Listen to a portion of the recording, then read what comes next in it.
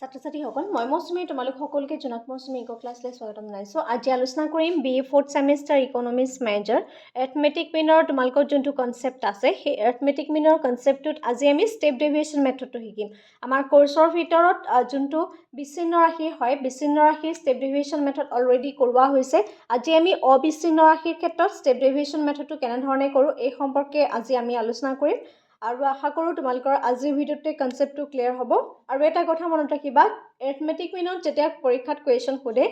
যিহেতু তিনিটা মেথড আছে, ডাইৰেক্ট মেথড আছে, ষ্টেপ ডেভিয়েশ্যন মেথড আছে এণ্ড শ্বৰ্টকাট মেথড আছে। যদিহে পৰীক্ষাত মেনশ্যন কৰি দিয়া নাথাকে তেতিয়া তোমালোকে যিকোনো এটা কৰিব পাৰা। যদি পৰীক্ষাত মেনশ্যন কৰি দিয়া থাকে শ্বৰ্টকাট মেথড বা ষ্টেপ ডেভিয়েশ্যন মেথড বুলি মেনশ্যন কৰি দিয়া থাকে তেতিয়া তোমালোকক যোনটো এক্সামত সোধে সেইমতে তোমালোকে কুৱেশ্যনটো কৰিব লাগিব। আৰু ষ্টেপ ডেভিয়েশ্যনৰ এই মেথডটো তোমালোকে প্ৰেক্টিছ কৰিবা। আৰু ষ্টেটিষ্টিক্সৰ যিহেতু এই পেপাৰখনত বহুত বেছি থিয়ৰী আছে গতিকে এটা পেজৰ ভিতৰত গোটেই থিয়ৰীখিনি লিখি ল'বা যাতে তোমালোকৰ অভাৰলেপিং যাতে নহয়। ঠিক আছে, এইটো থিয়ৰী গৈ পেলাই সেইটো থিয়ৰীত যাতে নবৰুৱা তাৰ কাৰণে থিয়ৰীখিনি এখন কাগজত তোমালোকে লিখি ল'বা, তেতিয়া বেছি সুবিধা হ'ব। ঠিক আছে, এতিয়া আজি আমাৰ কুৱেশ্যনটো লৈছোঁ। কুৱেশ্যনটো দিয়া হৈছে যে compute the arithmetic mean by using step deviation method from the following data. আমাক কিছুমান ডাটা দি থোৱা হৈছে, এই ডাটাখিনিৰ পৰা আমাক ষ্টেপ ডেভিয়েশ্যন মেথডটো এথমেটিক মিনৰ সহায়ত বিচাৰিছে। ঠিক আছে, এতিয়া কুৱেশ্যনটোত চোৱা, ইয়াত মাৰ্কছবিলাক দিয়া হৈছে 10 to 0 to 10, 10 to 20, 20 to 30, 30 to 40, 40 to 50 and 50 to 60 and 60 to 70. ঠিক আছে, ইয়াৰ এগেইনষ্টত আমাক যোনটো number of student that means যাক আমি বাৰংবাৰতা বা ফ্ৰিকুৱেঞ্চি বুলি কওঁ সেইখিনি আছে 8, 12, 20, 25, 20, 10 and 5.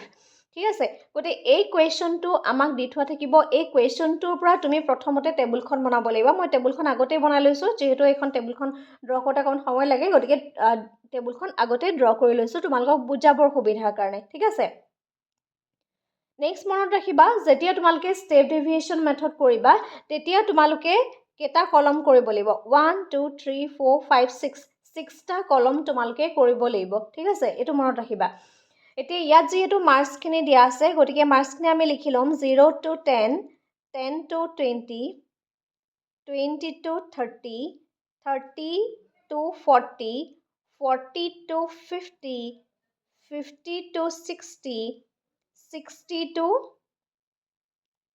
70. ঠিক আছে, আৰু শেষত আমি ইয়াৰ যিটো টোটেল হয় সেই টোটেলখিনি উলিয়াম। সেইকাৰণে এটাৰ লাইন বেছিকৈ আমি এটা ৰ বেছিকৈ আমি ড্ৰ কৰিছোঁ। ঠিক আছে, ইয়াৰ এগেইনষ্টত নাম্বাৰ অফ ষ্টুডেণ্ট আছিলে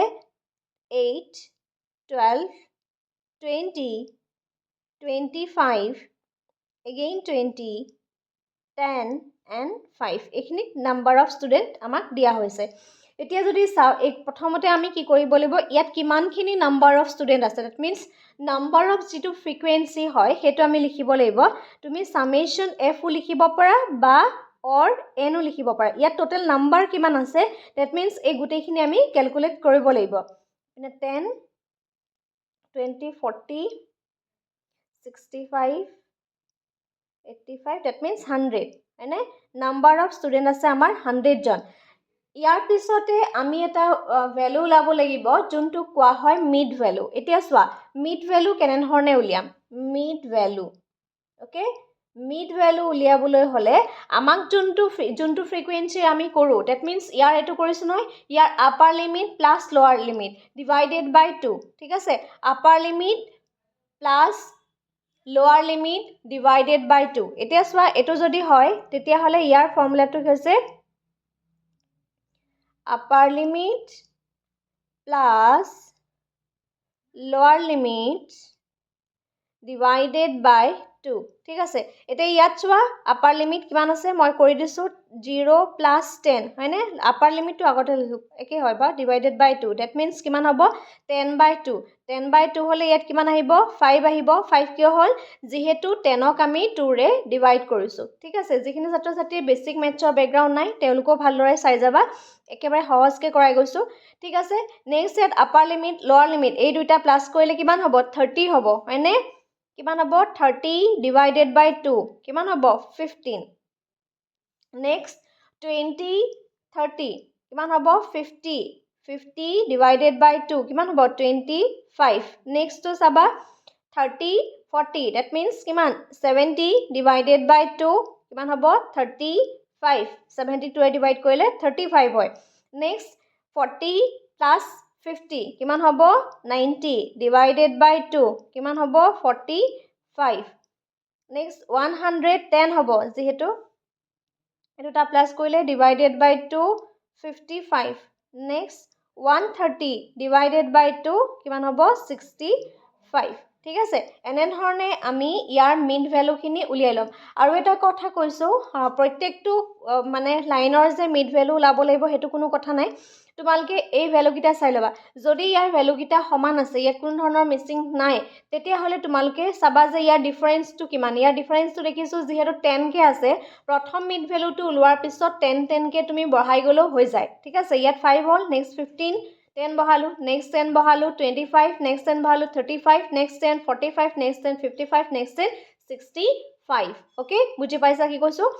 এতিয়া মিড ভ্যালুটো হৈ গল মিড ভ্যালু হলে বলে এই মার্কস টুৰ যোনটো আছে ইয়াৰ লোৱাৰ লিমিট প্লাস আপাৰ লিমিট বা আপাৰ লিমিট লোৱাৰ লিমিট একেটাই হয় এই দুইটাকে প্লাস কৰি 2 ৰে ডিভাইড কৰিলে আমি কি পাম মিড ভ্যালুটো পাই যাম ঠিক আছে এতিয়া এই যে মিড ভ্যালুটো আমি পালো মিড ভ্যালুটো পোৱাৰ পিছত যেতিয়া তুমি ডেভিয়েশন কৰিবা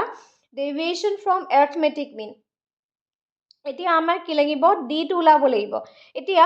নেক্সট আকৌ এটা ফৰ্মুলা লিখিছো d টো আমি উলিয়াবলৈ হলে কি কৰিম d উলিয়াবলৈ হলে আমি কি কৰিম আমাৰ যোনটো মিডিয়ান পাইছিলো মিড ভ্যালু পাইছিলো সৰি মিড ভ্যালু পাইছিলো সেই মিড ভ্যালুটোৰ পৰা আমি এটা মান এজুম কৰি লম ঠিক আছে মিড ভ্যালুৰ পৰা আমি এটা মান এজুম কৰি লম আৰু হেতুক আমি d বুলি কম এতিয়া সোৱা ইয়াত প্ৰথমতে আমি মিড ভ্যালু কিমান পালো 5 পালো that means 5 এটা মান এজুম কৰি লম আৰু যোনটো মান এজুম কৰি লবা প্ৰত্যেকটোকে কিন্তু হেতুৱে মাইনাস কৰিব লাগিব সাপোজ মই ইয়াত 25 টো এজুম কৰি লৈছো কোনটো a 25 যেহেতু আৰু ইয়াত সাইডত লিখি দিবা a = 25 যেহেতু ইয়াত মই a টো এজুম কৰি লৈছো গতিকে প্ৰত্যেকটো লাইনৰ পৰা মই কি কৰিব লাগিব 25 টো মাইনাস কৰিব লাগিব 5 minus 25 কিমান হ'ব -20 -20 কিয় হৈছে যেহেতু 25 ৰ আগত ডাঙৰ মাইনাস আছে ডাঙৰ সংখ্যাটোৰ আগত মাইনাস আছে সেই কাৰণে -20 হৈছে ঠিক আছে এগেইন কিমান আছে মিড ভ্যালু 15 আছে 15 minus 25 equal to কিমান হ'ব -10 হ'ব ঠিক আছে নেক্সট মিড ভ্যালু পাম 25 minus 25 equal to 0 again আমি যদি চাও 35 minus 25 equal to 10 45 minus 25 equal to 20 again 55 minus 25 equal to 30 next 65 minus 25 equal to 40 ঠিক আছে এতিয়া আমি কি দেখিলো যে এই যে আমি এজুম কৰি লৈছিলো এজুম মিন যাক আমি a বুলি ধৰিছিলো ইয়াৰ কিন্তু প্ৰত্যেকটো সংখ্যাৰ পৰাই আমি কি কৰিছো 25 টো মাইনাস কৰি দিছো যেতিয়া আমি এজুম কৰি ললে এনে ধৰণে কোৱেশ্চনটো আমি কৰিব লাগিব ঠিক আছে তাৰ পিছতে ইয়াক আমি যেটো স্টেপ ডেভিয়েশন কৰিছো d ড্যাশ কৰিছো গতিকে আমি যোনটো d পাম আমি a c ৰে ডিভাইড কৰিব লাগিব c টো অন্য একো নহয় ইয়াত আমি 10 ইয়াৰ দিটো ডিফাৰেন্স হয় ইয়াৰ ডিফাৰেন্সটো কিমান 10 কে আছে গতিকে ইয়াত আমি c = 10 আমি কৈ লিব লাগিব c = 10 এটো খালি ওপৰত লিখি দিবা c বুলি তুমি 10ক ধৰিছা এতিয়া এই যোনটো d ড্যাশ উলিয়াবা সেই d ড্যাশৰ লাইনটো তুমি কৰ পৰা উলিয়াব লাগিব d ৰ পৰা উলিয়াব লাগিব ঠিক আছে d ড্যাশৰ লাইনটো d ৰ পৰা উলিয়াব লাগিব এতিয়া m আৰু f ৰ কোনো কাম নাই ঠিক আছে তাৰ পিছতে যেতিয়া তুমি d উলিয়াবা d ড্যাশ উলিয়াবা that means ইয়াত আমি d কিমান পাইছিলো -20 আৰু c কিমান ললো 10 কিমান হ'ব -2 again -10 divided by 10 কিমান হ'ব -1 ঠিক আছে next 0 divided by 10 0 আহিব next 10 divided by 10 1 আহিব 20 divided by 10 2 আহিব 30 divided by 10 3 আহিব 40 divided by 10 equal to 4 আহিব ঠিক আছে এতিয়া আমি ইয়াৰ পৰা কি উলিয়ালো ডি ডেশখিনি উলিয়ালো আই হোপ একেলগে ক্লিয়াৰ হৈছে তাৰপিছত শেষৰ ষ্টেপটোত আমি কি কৰিম এই যে ডি ডেশৰ ভ্যালুটো আমি উলিয়ালো সেই ভ্যালুটোৰ লগত আমি যোনটো আমাক ফ্ৰিকুৱেন্সি কুৱেশ্যনত দি থোৱা হৈছিলে সেই ফ্ৰিকুৱেন্সিটোৰ লগত তাক মাল্টিপ্লাই কৰিব লাগিব তাৰ মানে পূৰণ কৰিব লাগিব এতিয়া ইয়াত ফ্ৰিকুৱেন্সি কিমান আছিলে 8 আছিলে এইটো চোৱা এই ষ্টেজৰ পৰা একেবাৰে শেষত ইয়াৰ পৰা আমি এই দুটাক আমি মাল্টিপ্লাই কৰি পেলাই কোনটো পাম এইটো পাইছো ঠিক আছে এই দুটাক মাল্টিপ্লাই কৰিছো মাল্টিপ্লাই কৰি পেলাই আমি এফ ডি ডেশ পাইছো এতিয়া চোৱা ইয়াত ফ্ৰিকুৱেন্সি কিমান আছে 8 আছে ঠিক আছে 8 minus 2 কিমান হ'ব 8 minus 2 মই লিখি দিছো কিমান হ'ব -16 হ'ব কিন্তু কাৰণ এটা মাইনাস গৈছে নহয় -16 হ'ব নেক্সট চাবা 12 into -1 কিমান হ'ব -12 ঠিক আছে 20 into 0 equal to 0 হ'ব নেক্সট ষ্টেপত চোৱা 25 into 1 equal to 25 নেক্সট ষ্টেপত ফ্ৰিকুৱেন্সি 20 আছে দেখিছানে ইয়াৰ পৰা নিব লাগিব 20 into ইয়াত কিমান আছে 2 আছে 40 হ'ব নেক্সট 10 আছে 10 into ডি কিমান আছে 3 আছে তাৰ মানে ইয়াত 30 হ'ব নেক্সট ষ্টেপত এফ কিমান আছে 5 আছে আৰু ডি কিমান আছে 4 আছে তাৰ মানে 20 হ'ব এতিয়া এইখিনিকহে তুমি সামেশন কৰিব লাগিব ঠিক আছে যেহেতু স্টেপ ডেভিয়েশনৰ মেথডত আমি এম টুকু সামেশন কৰিব নালাগে ডি টুকু কৰিব নালাগে ডি ডেশকো কৰিব নালাগে আমি কি কৰিব লাগিব এফ ডি ডেশক সামেশন কৰিব লাগিব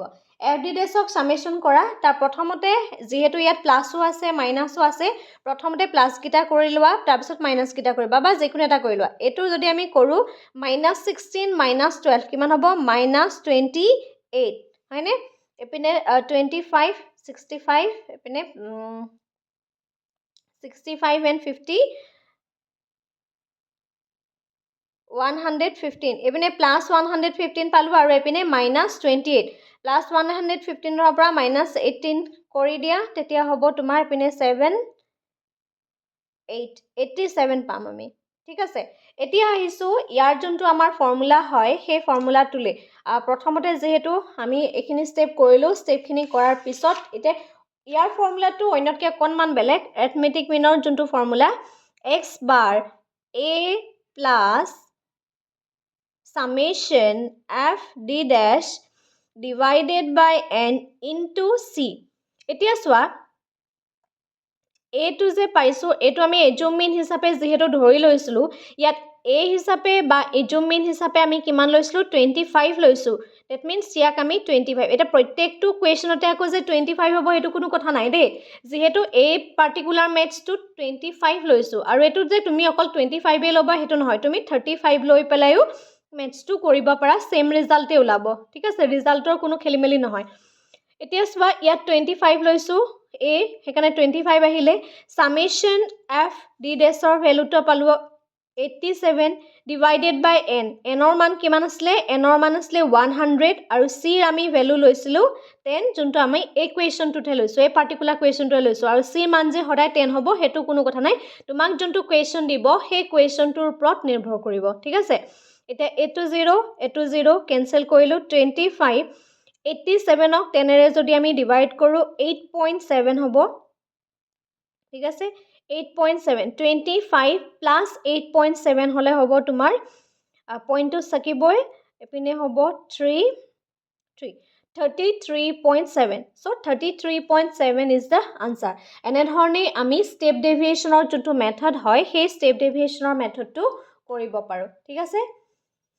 I hope তোমালোকৰ ক্লিয়াৰ হৈছে আৰু কোৱেশ্যনটো বুজি পাইছা না এটা কমেন্ট কৰি জনাবা আৰু যদি হে কমপ্লিট কোৰ্সত জয়েন হ'ব বিচাৰিছা স্ক্ৰিনত যোনটো WhatsApp নম্বৰ দিয়া আছে তাত তোমালোকে কন্টাক্ট কৰিব পাৰিবা আৰু আমাৰ লগত গোটেই কোৰ্সটো শিকিব পাৰিবা যেহেতু এবাৰ 4th সেমিষ্টাৰ দুখনকৈ মেজৰ পেপাৰ আছে আৰু 2nd সেমিষ্টাৰটো এই টপিকটো ইম্পৰ্টেন্ট হয় গুৱাহাটী ইউনিভাৰ্চিটিৰ কাৰণে মই আশা কৰো সকলো ছাত্ৰ ছাত্ৰীৰ কাৰণে এই ভিডিওটো যথেষ্ট সহায় হ'ব